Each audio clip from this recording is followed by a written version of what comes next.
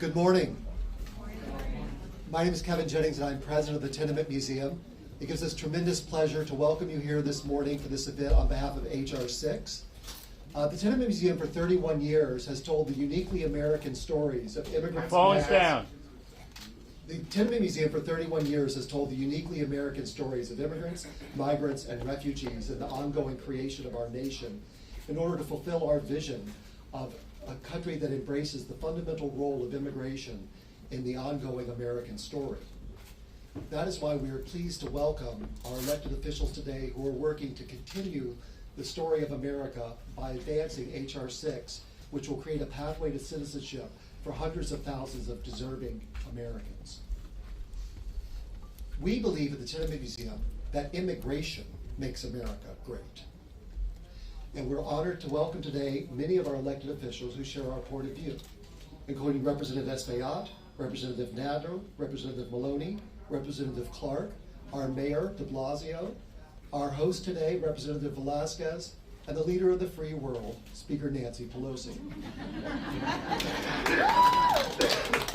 And with that, we welcome to the room our host for this today, our Congresswoman here on the Lower East Side and a longtime honorary trustee of the Tenement Museum, Representative Nydia Velázquez.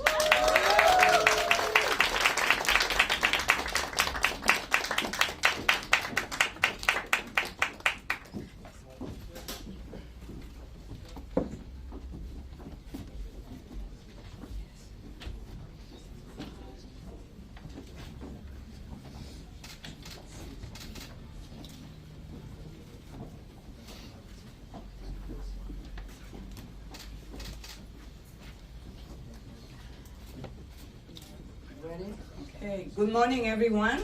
Good morning. I am Congresswoman Nydia Velázquez.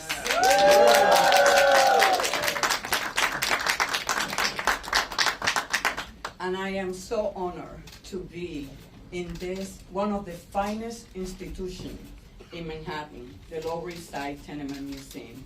Indeed, we work together with some of my colleagues to pass legislation to include this institution into the National Park Service.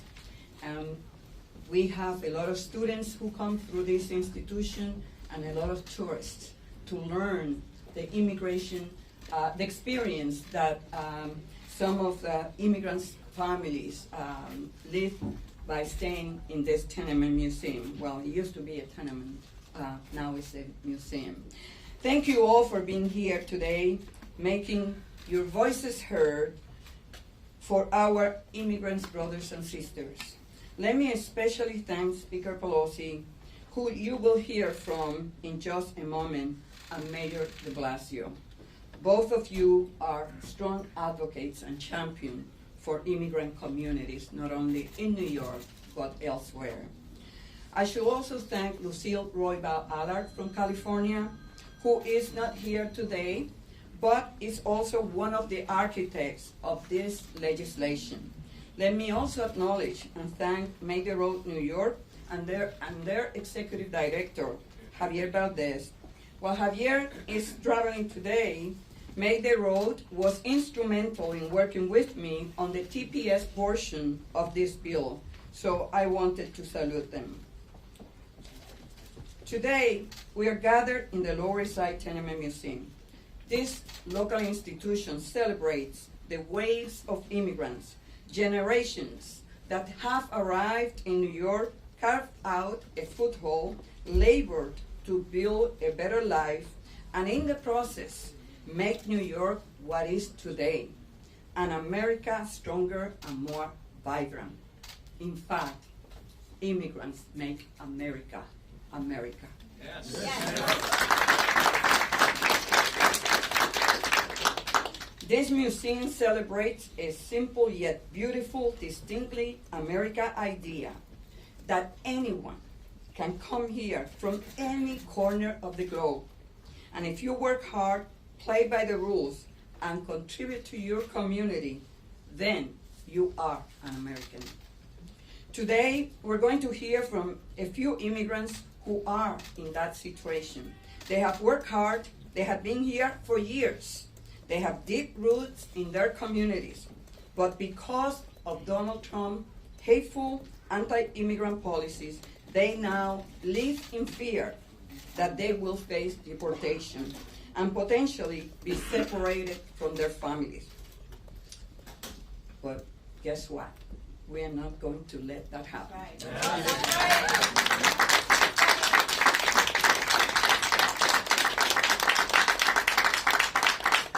As sometimes I say, for New Yorkers, immigrants are our neighbors, and New Yorkers stand up for our neighbors. That is why I have joined with Congresswoman Roybal Allard and Yvette Clarke to author H.R. 6, the American Dream and Promise Act. This legislation essentially says to the young dreamers, if you came here under the age of 17, and you have been here for 4 or more years nonstop, then you can stay in the U.S. If you are in that same situation and you have been employed most of the time, or you have served in our military, or have obtained or are working toward your college degree, then you can apply for legal permanent residence. And from there, you may pursue a path to citizenship. These young people are some of our hardest workers. They are American in every way, except on paper. They are exactly the kind of immigrants we want in this nation, and this bill will help them stay here. Our bill has similar provisions for recipients of TPS, or Temporary Protected Status, or DED, Defend Enforced Departure. If you have been here in the U.S. for 3 years, then you can apply for legal permanent residence, and from there, you pursue citizenship. When we talk about our TPS and DED populations, we're talking about some of our most vulnerable neighbors. These are people who fled natural disasters or political violence. They came here with the heartfelt belief that the words inscribed at the base of the Statue of Liberty, just 3 miles from here, give me your huddled masses yearning to breathe free, are not a hollow tourist attraction. These words are a sacred American compact, etched into the character of our nation. They are a promise we still honor. And we are going to prove that to the dreamers, TPS recipients, and those in the DED program. The legislation I helped author currently has 210 co-sponsors in the House of Representatives. In coming days, we are going to push for additional sign-on. Then I expect it will move through the Judiciary Committee, Jerry Nadler's committee, and not long after that, it will pass on the House floor. But part of the reason we're here today is to amplify the importance of this bill to our Senate Republican colleagues. I know there are senators on the other side of the aisle who privately acknowledge this is the right thing to do. It is my hope, when this bill clears the House, that they will feel the need to stand up, do the right thing, and help pass it into law. This is the American way, and it is the right thing to do. With that, let me turn it over.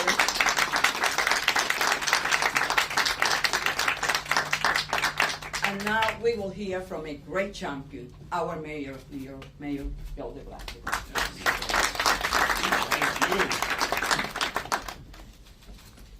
I want to first say we are so blessed to have as one of our representatives in the Congress such an extraordinarily passionate leader on behalf of all of the immigrants who have made this city and this nation great. Let's thank Nydia Velázquez for her leadership.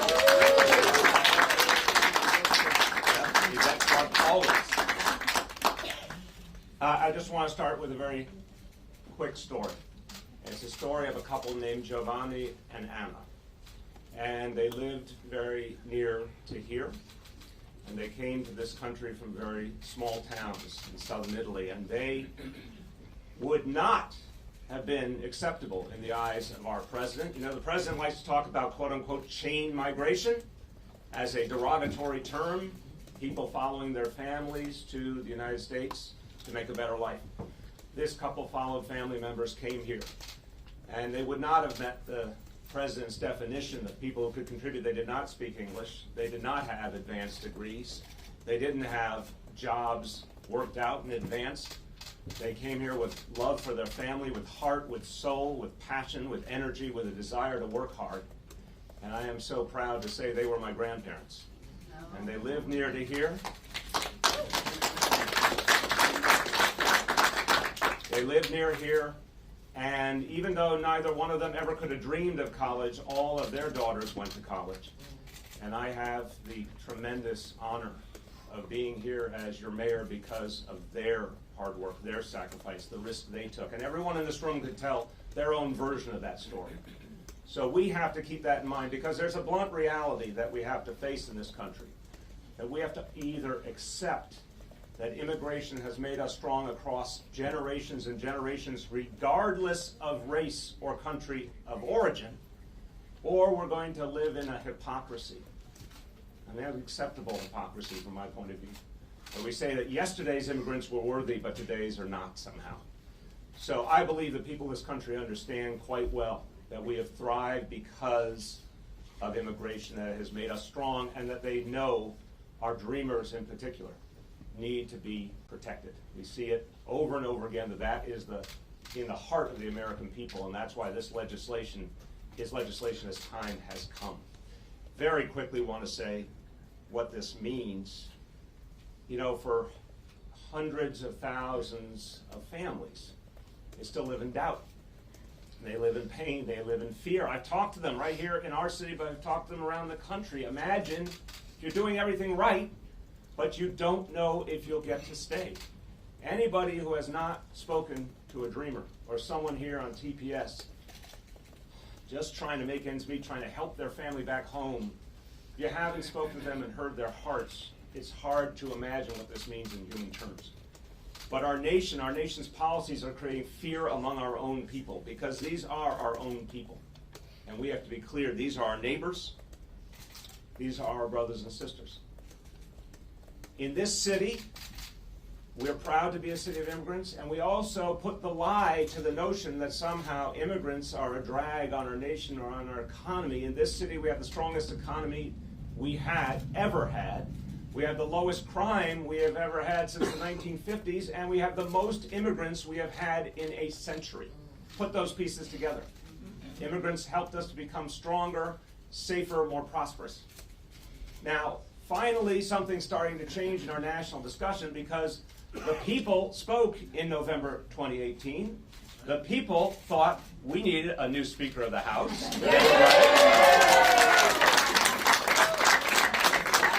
And we needed a new majority in the House. And can I just take one personal point of privilege as an Italian American to say, Speaker, in the entire history of the American people, and Italians have been here since the 1700s, but you are literally the Italian American who reached the highest heights in the history of this nation, and we are so proud of you. God bless you.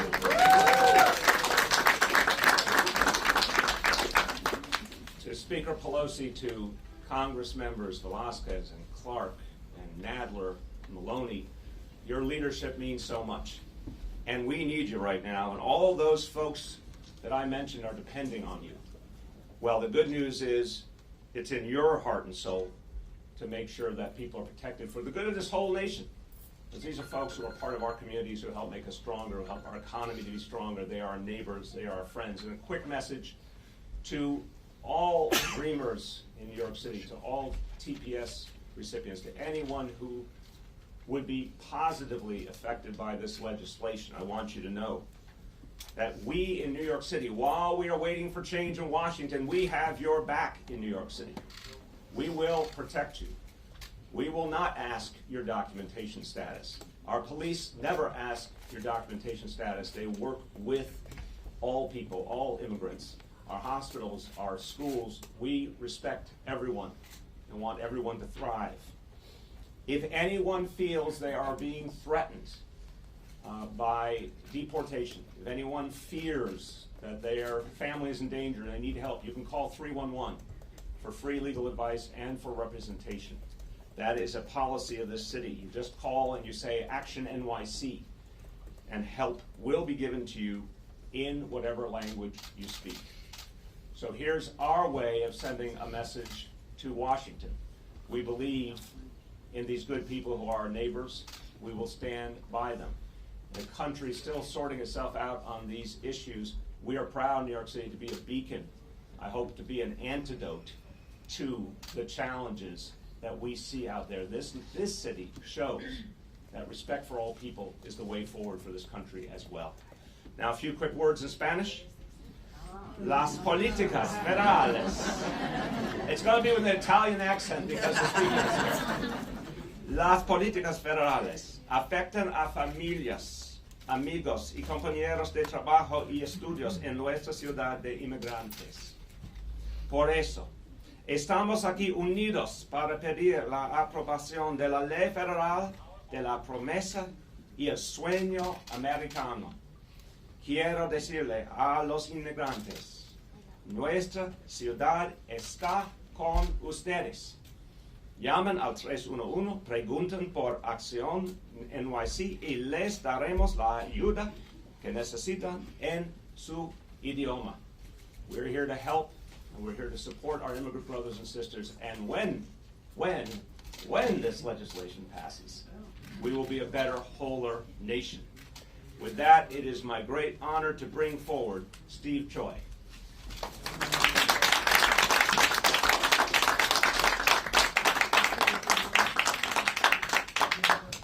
Good morning, everybody. And on behalf of the New York Immigration Coalition, I want to thank Speaker Pelosi for coming across the country. Even though you're from California, we still love you here in New York. But Speaker Pelosi has made it a priority for the new House of Representatives to talk about justice for immigrants, and we are thankful for that. And I also want to thank the rest of our amazing congressional delegation, Congress members Carolyn Maloney, Jerry Nadler, and of course our champions Yvette Clarke and Nydia Velázquez.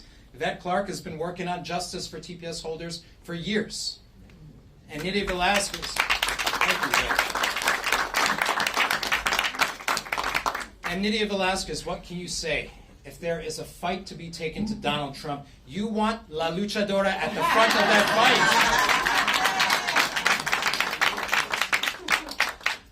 Friends, this legislation is a shining example of what happens when you get elected officials and champions working together with advocates. And I want to recognize that there are so many organizations here in New York who have fought for so many years on these issues. Groups like ADICAR, African Communities Together, the Asian American Federation, Haitian Women for Haitian Refugees. The list goes on and on. CPC, the Chinese American Planning Council, Min Kwan Center, Atlas DIY. There are so many organizations that have fought this fight for years. And on behalf of those organizations and the NYSC, I'm proud to announce today that we are launching a statewide campaign to get every single member of the New York Congressional Delegation to sign on to this bill, because that is what we need. And let me tell you why we need that in New York. It's because there are 100,000 young New Yorkers and 26,000 TPS holders right here in the state of New York who could benefit from this. And what does this bill mean for them? It means hope. It means the promise of a secure future. It means that they can put down roots and achieve the kind of brighter, secure, and more prosperous future that they deserve. And that is critical for those hundreds of thousands of young New Yorkers. And that is why we are going to be fighting for this. And the crystallization, the example of that is really one person that I'd like to introduce. Her name is Vanessa. She has been here for more than 25 years. And she came to Cabrini Immigrant Services a couple years ago. And Cabrini is an amazing organization just a couple blocks from here, working with immigrant communities on the Lower East Side. And she got help on her DACA. And that is what this legislation means to people like Vanessa. It means hope, and it means the promise of a brighter future. So please join me in welcoming Vanessa to the podium.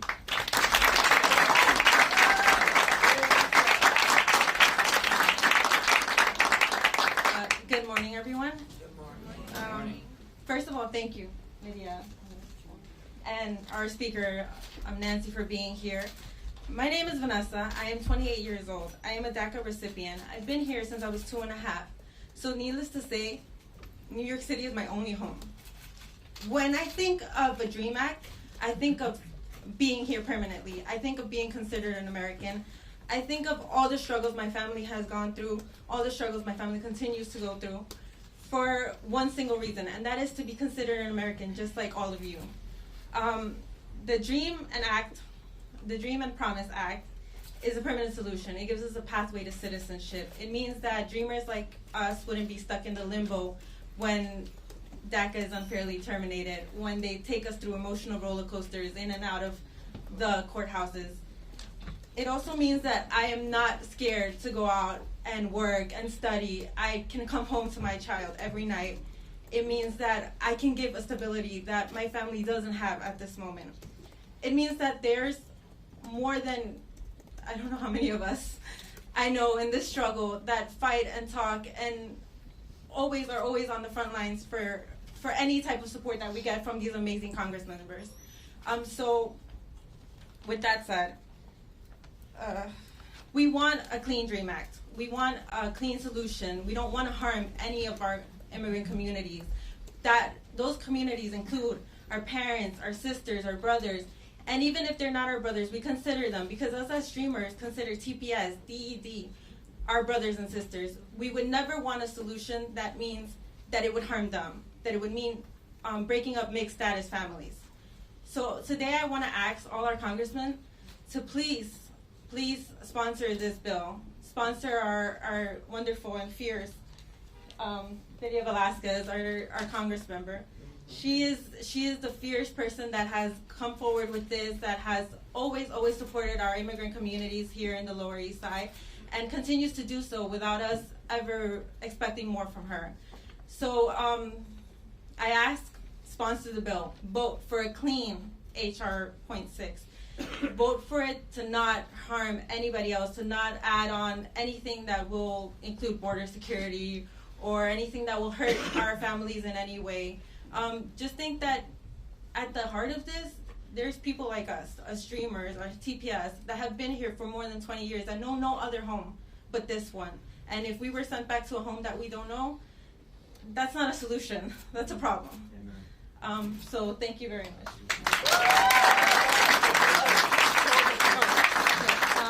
So please welcome our Speaker Pelosi. Thank you.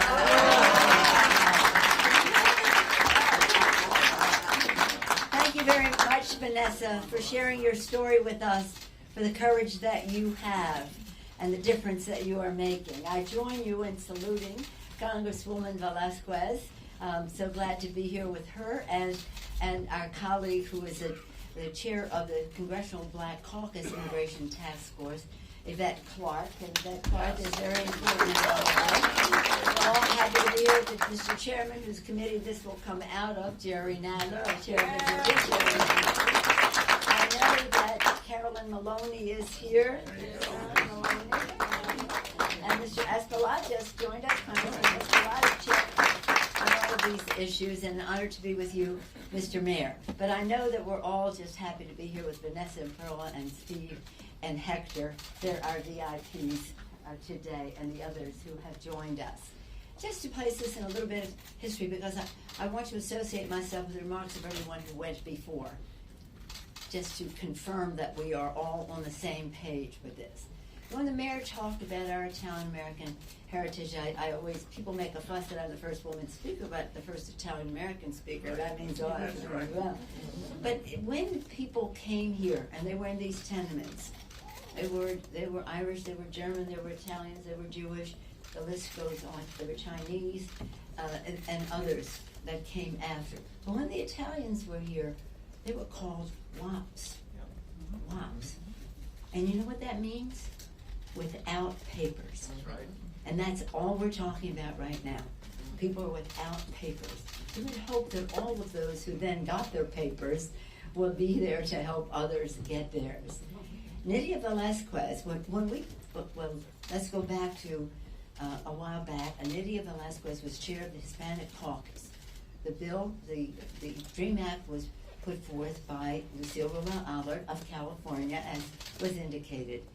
Nydia was the force behind passing it in the House of Representatives, just going member to member to member. In fact, the whole Hispanic Caucus went member to member to member. It wasn't easy. This was a while ago. And she was successful, and she has never given up on this. And now expanded to the work that Yvette Clarke is doing on temporary protected status. It's ridiculous. People have been here a long time, contributed to the greatness of America. And then the DED, which is urgent. It's just a matter of days. So this legislation, the DREAM and Promise Act, is urgent for our country. You know all the provisions. I won't go into it because others have and will. The personal stories that you will heard from Vanessa, heard from Perla, and others today are the most eloquent reasons why we should pass this legislation. But as Nydia said, these immigrants, when immigrants come here with their hopes and dreams and aspirations and determination to make the future better for their families, that optimism, that courage, their American traits, and all of these immigrants make America more American. So to be here, Kevin, thank you. Kevin Jennings, thank you for your hospitality here at this Tenement Museum. I feel some vibes coming through the ground here of all of those hopes and dreams that existed in this building and then went on to help build America. But don't take our word for it. I'm just going to read you in closing from Ronald Reagan.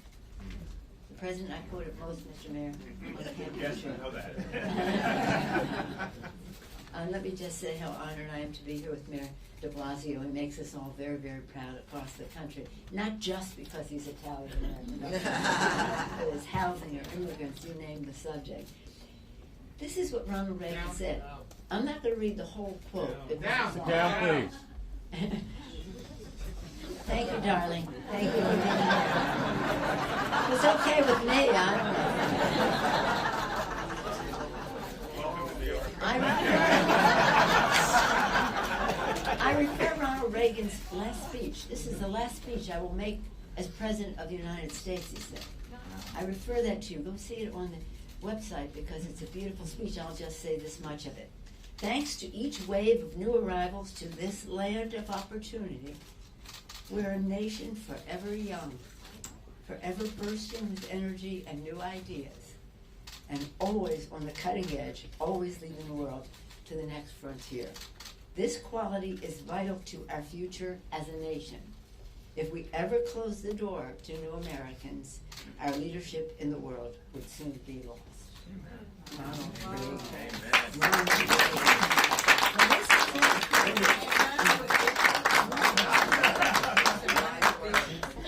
So Ronald Reagan, George Herbert Walker Bush, Bill Clinton, George W. Bush, Barack Obama, up until now, all of the modern presidents have understood what immigration means to America and the constant reinvigoration of our country. Right now, we're in a little bit of a difficult situation, but we shall overcome. Yes. And that we have many more witnesses to, people to bear witness to the need for all of this. But I'll follow the mayor's lead and say some words in Spanish. Si se pueda.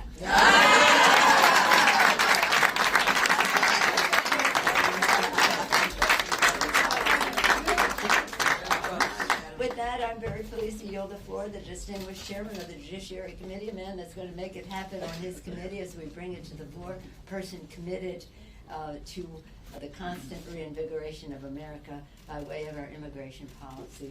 Aren't we proud of New Yorker, Mr. Chairman, Jerry Nadler?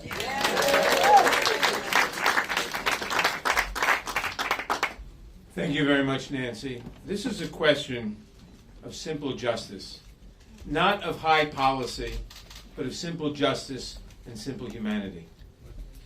When you're talking about people who have lived here since they were 2.5 years old, who don't remember another country, it is simple cruelty to take it away from them. And it is cruelty that is unnecessary. It serves no purpose. Governments sometimes must do cruel things. We seek to minimize that, but sometimes governments must do harsh things. But government should never indulge in gratuitous cruelty. Cruelty to people for no beneficial purpose whatsoever. And that's what we're talking about when we're talking about the dreamers. We're talking about the people who are here from TPS, people who have been here for 20, 30 years, people who grew up here, people who know no other country. What benefit to the United States is gained by deporting them? What benefit to anybody is gained? It is simply gratuitous cruelty. And a great country like the United States should not be cruel, should not be gratuitously cruel, and should be just. And this bill is a matter of simple justice and simple decency. And it's not more complicated than that.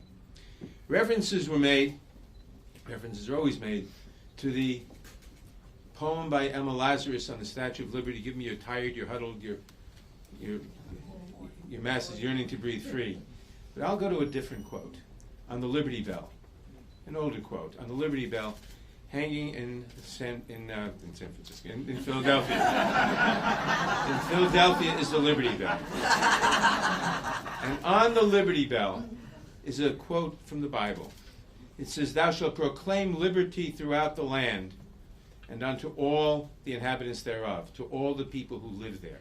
Not to the citizens, not to the distinguished, but to everyone who lives there.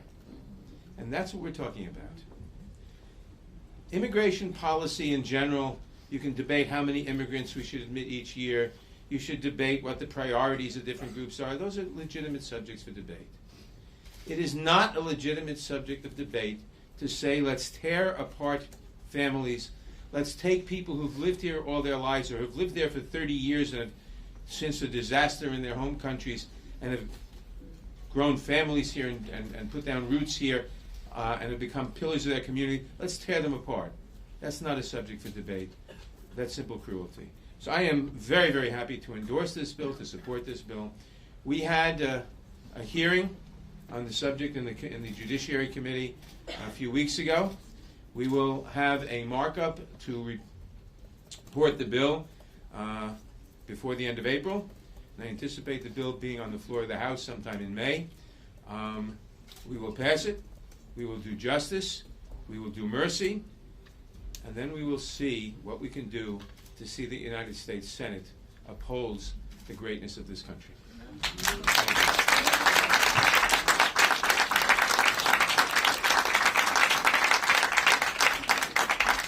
Now I have the distinct honor of introducing the head of 32BJ, Hector Figueroa.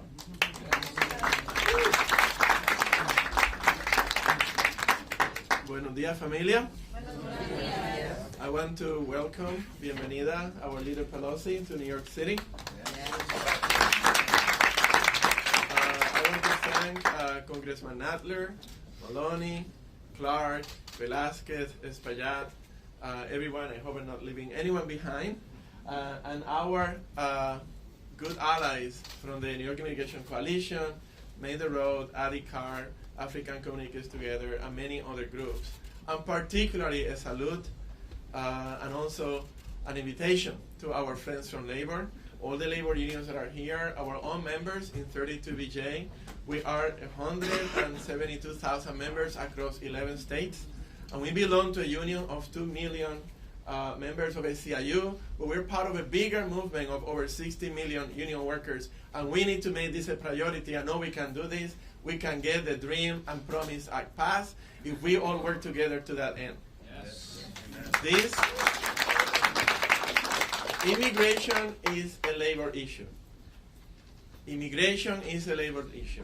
Dream and promise, sueños y promesas, is a labor issue. Because it is not just about the dreamers or the promise to make sure that TPS recipients can be here in this country, DED recipients. It's also about the dream and the promise that they represent to our country and to our economy. The dreams that they have for themselves are our dreams. The promises that they make to work hard, pay taxes, and make our communities stronger is the promise of America. And we cannot betray that promise, and we cannot shatter that dream.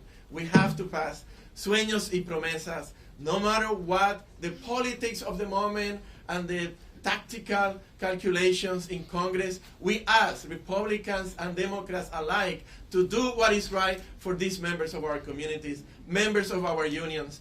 We have to make dream and promesas really true and factual. It needs to happen. Can we do that? Sí se puede, ¿verdad?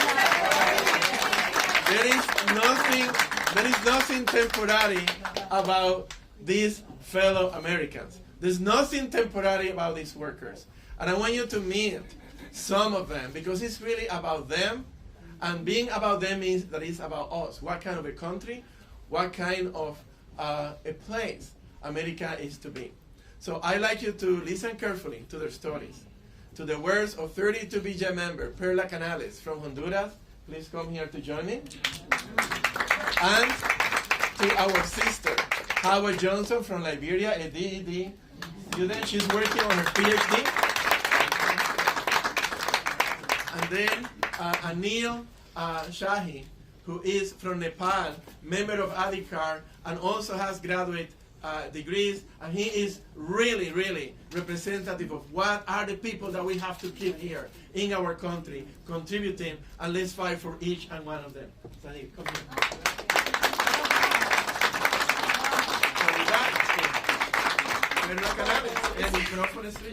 Gracias. Good morning, everybody. My name is Perla Canales. I'm from Honduras. I have TPS for 20 years. In 1998, I got it. My life is this country. I live here for 27 years. I hope so soon pass this bill, because thank you, everybody. Really, I'm so happy to be here.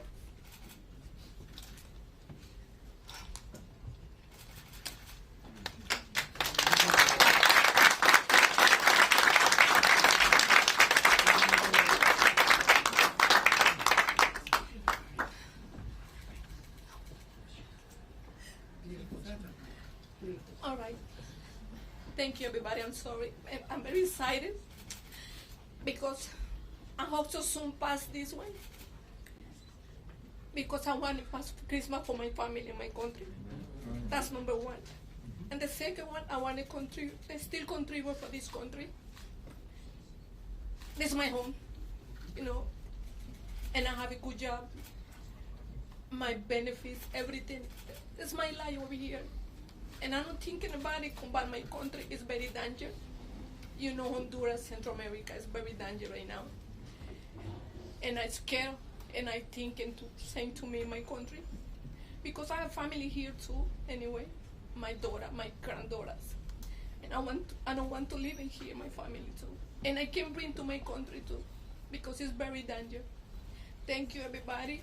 Thank you, Nancy. Thank you, Nydia. Thank you, Mayor. Thank you very much to support with me, like my people working too. Thank you so much.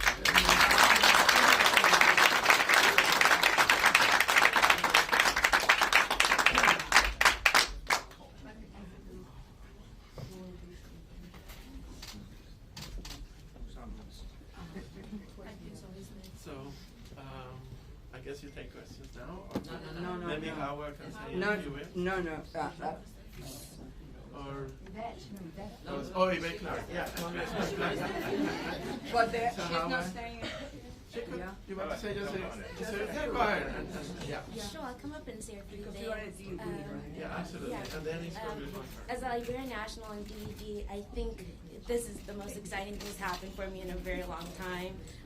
We've had a lot of ups and downs with renewal of DED and things like that. It just really made it really difficult to even complete your PhD studies when you can't work anymore because, your EAD was delayed by a couple of months. And, working, your boss constantly asking you, so is your DED going to be renewed? Or when you're getting pushed out of a company because, they don't really think your DED is going to be renewed this time because, they've heard that, they've canceled it. And so I think this is an important time for me. I think this is the most support I've seen. When you're struggling in your family, you're the only one in DED, and you think, there's no support out there, and I'm not one to tear up very often, and I think I'm tearing up a bit here because, I just feel so supported by so many people here, and I want to say that I don't even wear a hijab usually, but just fear of being,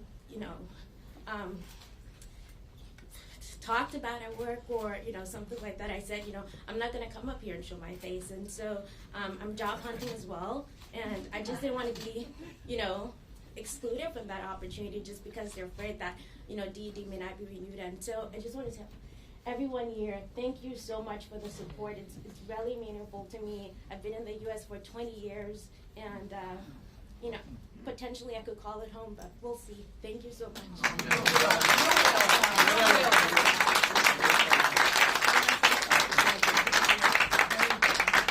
Hello everyone, my name is Anil. I'm from Nepal, a TPS holder since 2015. And I've been here for 29 years. And throughout those years, all of it in New York, by the way, and I've been doing all kinds of odd jobs because I didn't have a status. And my dream was always to get a graduate degree. And you know what? The TPS allowed me to do so. As a matter of fact, I just submitted my thesis just a couple of months ago. Now I have a master's degree. Thank you. And like I said, I've been living here for 29 years. I've driven cab here. I've done all kinds of odd jobs. And New York is not only about Times Square for me. It's not only about taking the Staten Island ferry to go past the Statue of Liberty. It's about getting off that ferry in Staten Island, take a local bus to get to my work. It's about eating chorizos out in Corona off a street vendor. You see, I even know what the direction of Corona is from here. Brooklyn, Staten Island, Bronx. So New York is really my home. And after I got my TPS, I even went back home for a brief visit. And I realized my heart is always here, right here in New York. And again, like everyone said, thank you so much, Speaker Pelosi, everyone else who's been with us. And it means a lot. All the organizations that are involved. I'm with Adhikar, of course. And and everyone else who's involved in this, thank you so much, and I hope we'll do it, and I'm sure, not only hope, I'm sure we will do it. Sí se puede.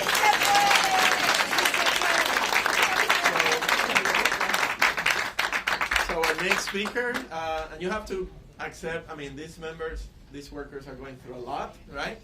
So let's give them another hand for sharing the story. Our next speaker is a sister who recently, alongside with Congressman Espaillat and Congressman Velázquez, helped reunite one of our members, Babasila, who was separated from his family. She's a champion of immigrant rights for the longest. It's my pleasure to introduce Congresswoman Yvette Clarke.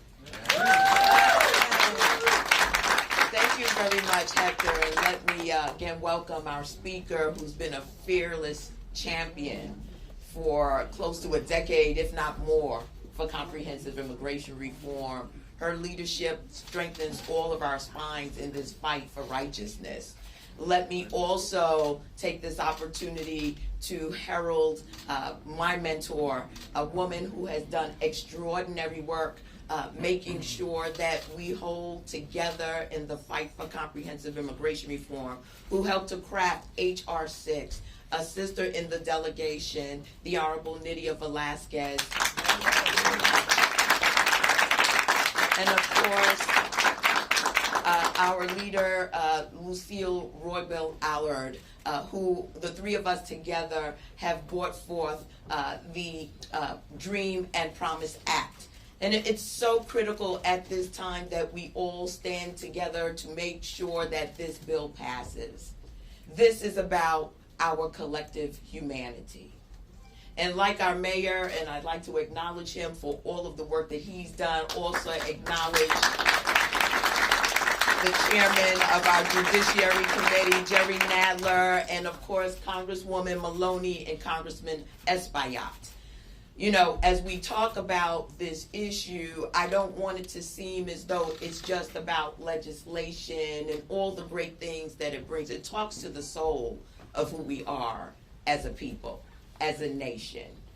And, you know, I think about, you know, two Caribbean immigrants who came to the United States in the 1950s, didn't have a map, came as a result of being foreign students, had English, but also had their own sort of patois, if you will, trying to navigate how to raise 2 children in the United States of America, a nation they really didn't know themselves, but were becoming more and more American with each day. And how they had to figure out their careers, their education, navigating their American dream. Part of that meant you had to know who your neighbors were. You had to extend beyond your immediate surroundings to understand, to learn what it is to be American.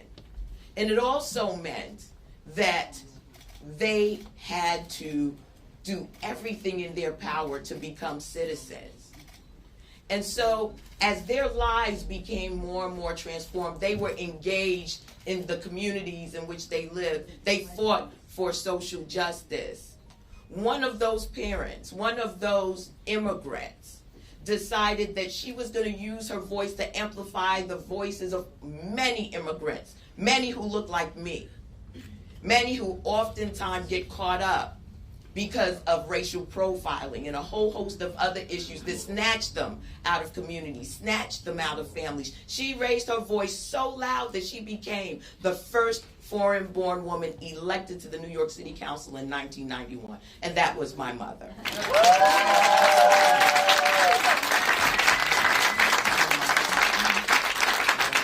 And so the Dream and Promise Act is real to me.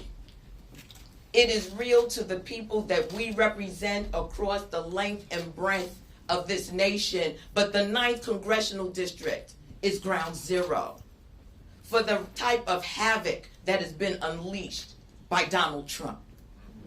The families you've heard in TPS tend to be blended families, tend to be families where someone is a resident, someone is a citizen, and someone is here on TPS or DACA. Someone is here because their departure was deferred. So it is our responsibility, if we're going to move forward, and we are, as a nation, bound together by immigrants, bound together by families and communities that make this American dream real in each and every one's lives, it's critical that we pass H.R. 6.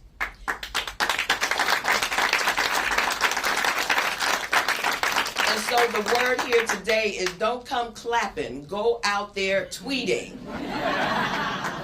Go out there with the first fierce urgency of now, because these families can't wait. Liberians will be removed from their benefits by March 31st. March 31st. This is real. It's happening in our communities as we speak, not only here in New York, but across this nation. So I want to thank all of the advocates, 32BJ and Hector Figueroa, Make the World Road by Walking. There's so many advocacy organizations that are out there and have been out there doing this work. It is now time for our legislative body, our national legislative body, to act. What we're asking for is not anything extraordinary. Generations of others have come before us without papers. And they have made Americans. They have made us all Americans. It is now our time, our generation's time, to do what those who have come before us have done, make more Americans.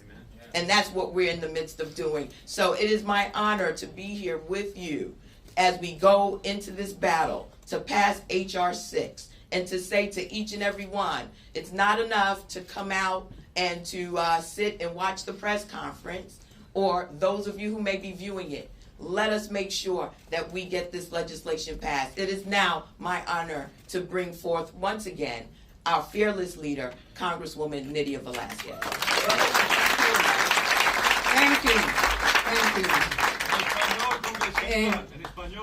Sí, bueno, buenos días. Estamos aquí con la líder Nancy Pelosi, una mujer comprometida, y el alcalde Bill de Blasio. Ambos han sido campeones peleando por traer justicia para los inmigrantes en los Estados Unidos. También tenemos la delegación de Nueva York, incluyendo, of course, Adriano Espaillat y todos los demás, Jerry Nadler, la congresista Carolyn Maloney, y Beth Clark, que es coautora de esta legislación. Estamos aquí para decirle a los Estados Unidos y a la administración de Donald Trump: vamos a traer justicia y vamos a honrar los valores que traen los inmigrantes a los Estados Unidos. Estados Unidos es Estados Unidos por la contribución y la tradición de lo que ha hecho este país, América. Y eso han sido todos ustedes. Vamos a hacerlo. En mayo ustedes pueden contar que vamos a estar en la Cámara de Representantes votando por esta legislación.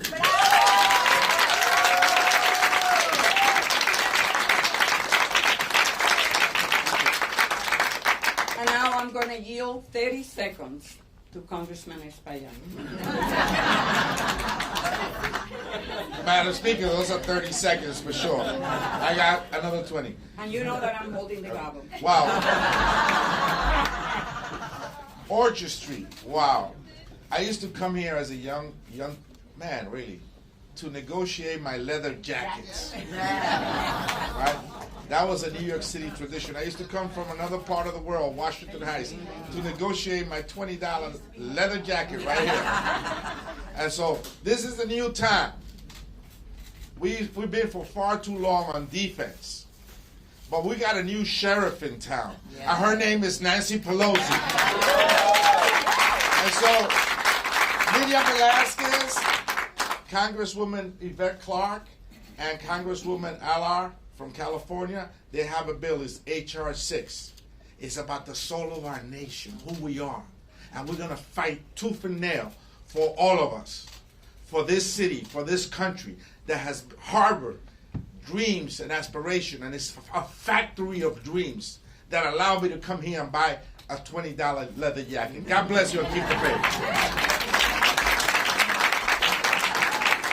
29 seconds. Okay, well, thank you so much, and to all the speakers, all the organizations, all the activists, and to the Dreamers, TPS, and DED holders. Now we're going to open the floor for any questions that you may have. Yes, sir. What are the chances of getting this through the Senate, and presumably it might be vetoed by the president, an override? I mean, what are we thinking? Nancy? Well, look, this is one way where we are going to continue. Public opinion is everything. Yeah. So what we need is what the polls are showing us, that the American people believe that this is the right thing to do. And so today, what we are asking is everyone to knock on doors, particularly no one from New York, every member from New York should be a co-sponsor of this bill. Even in upstate New York, where farmers are telling us that they cannot find workers, and therefore consumers will be paying more for their groceries. It's the right thing to do. And for those who are going to face re-election in the Senate, they need to listen to their constituents. Yes. Well, I associate myself with the remarks of Congresswoman Velázquez, or may I call her Madam Chair of the Small Business Committee, the first Latina ever to chair a committee in the Congress. And let me acknowledge Assemblywoman Simon, who is here. Thank you for being there so many times. The Congresswoman said it very clearly. Public sentiment is everything. Abraham Lincoln. Yeah, I'm quoting all these Republican presidents. Ronald Reagan, Abraham Lincoln. Public sentiment is everything. He said, with it you can accomplish almost anything. Without it, practically nothing. But the public sentiment is there.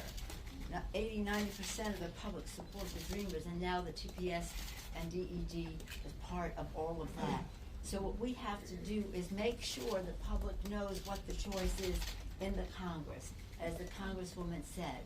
And I'm optimistic that the Senate, because the senators passed comprehensive immigration reform in a bipartisan way a number of years ago, they have a better sensitivity to the diversity of their states than some of our colleagues on the Republican side have to diversity in their own districts. So I'm optimistic. We're not passing this as a message. We're passing this as a measure to make a difference in people's lives. But again, inside maneuver can only go so far. Outside mobilization gives us hope. That's the key, as the Congresswoman said. Speaker Pelosi, you were given this chance to perhaps negotiate on DACA during the last CR fight. Why take it up now when it seems like the Senate is just going to say this is DOA, basically? No, that wasn't, the DACA recipients did not want us endangering their parents and other immigrants in our country by what the Republicans might have put into such a bill. That was a decision that was made by all of us to just go forward with what we had done. No, that wasn't even an option for us. Madam Speaker, since you talked about so many presidents, I wonder how you feel about Blasio running for president.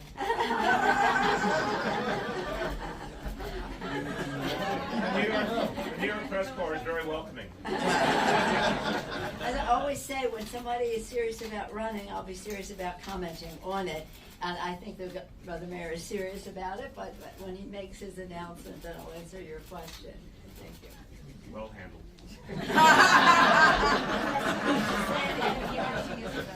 Yes.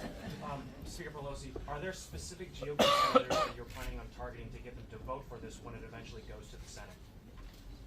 Not that I would be willing to divulge right now.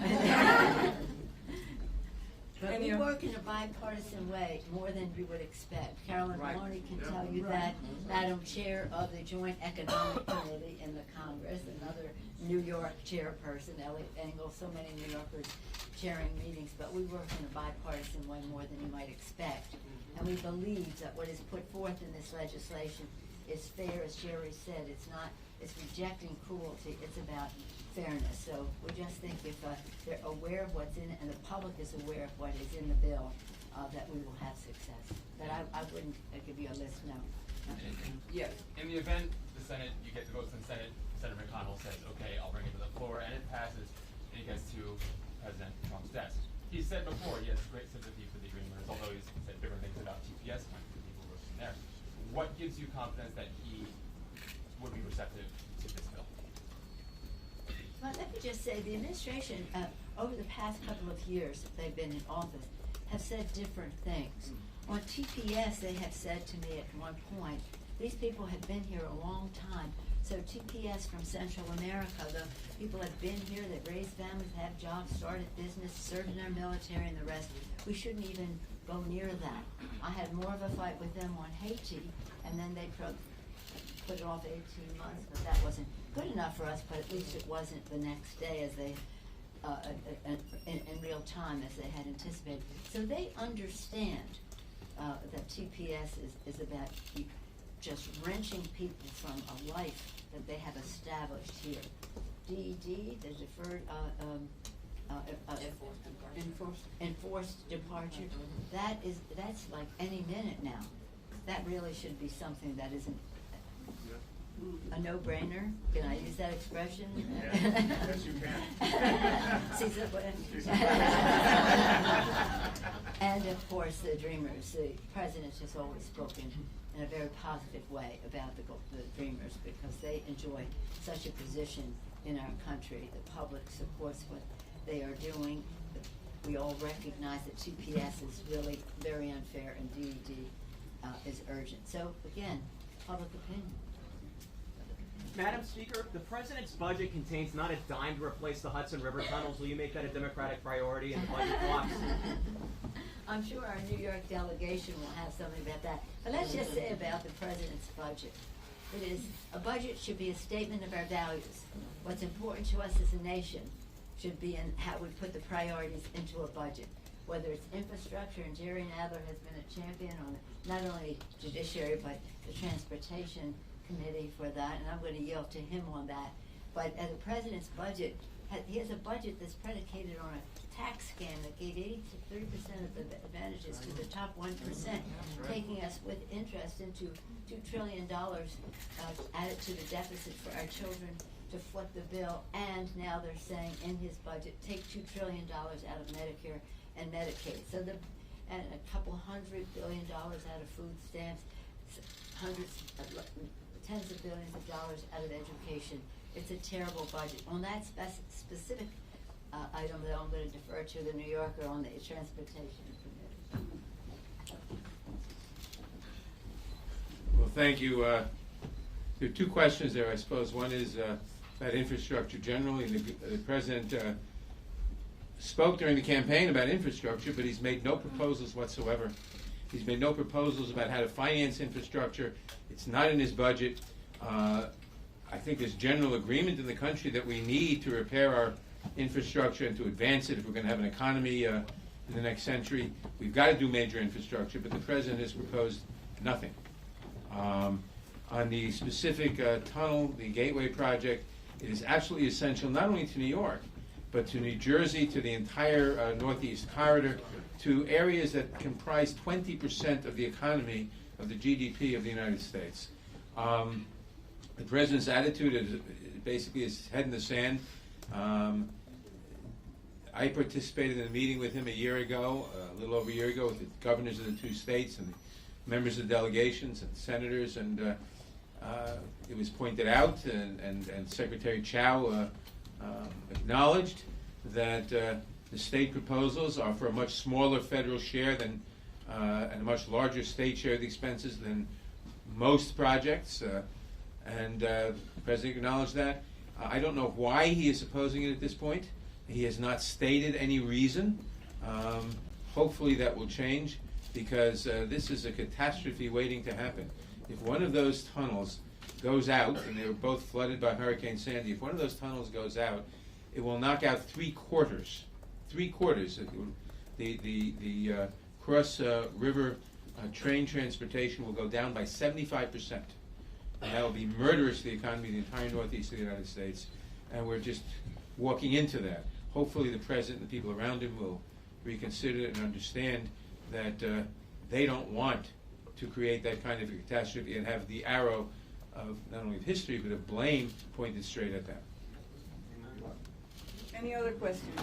Speaker Pelosi, you've set a March 26th vote to override the President's veto on his national emergency order, but it seems like there may not be enough votes to achieve that. So why keep waiting until March 26th? Because we're right now in district work period. Right away, at the beginning of this week, we established March 26th. We're in pro forma session. We established March 26th as the date that we would vote to override the President's veto. Whether we can succeed with the number of votes is not the point. We are establishing the intent of Congress. The President we are Article 1, first branch of government, the legislative branch. The President has decided to be in defiance of the Constitution, to deface it with his actions.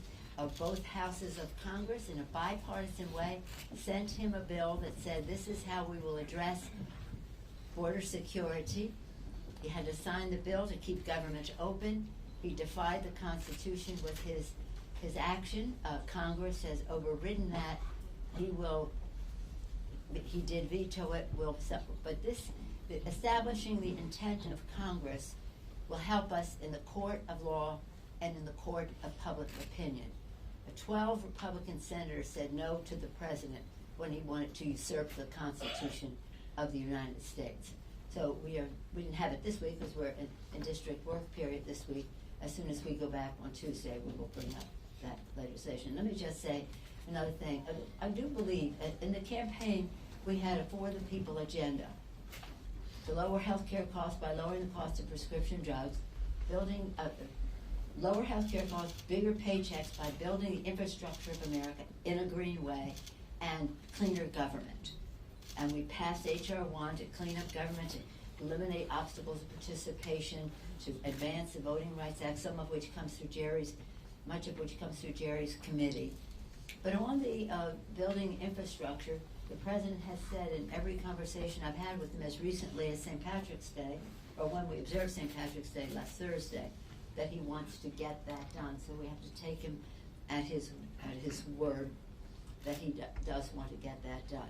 And he also wants to lower the cost of prescription drugs. So those are two areas that are our priorities that he says he wants to do.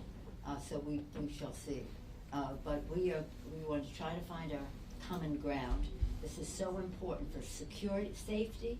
It's important for quality of life. It's important for broadband as well as surface transportation, water projects, and the rest. It's important to our country, and I hope that the President will honor the commitment that he has made to do the infrastructure legislation. We'll see.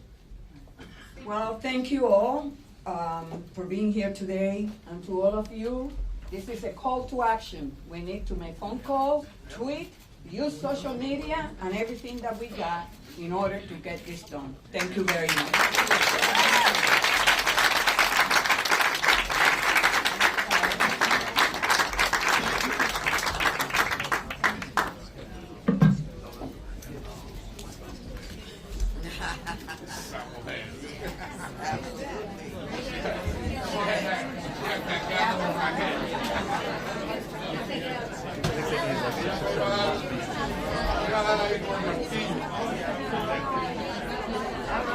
Safe travel, Madam Speaker.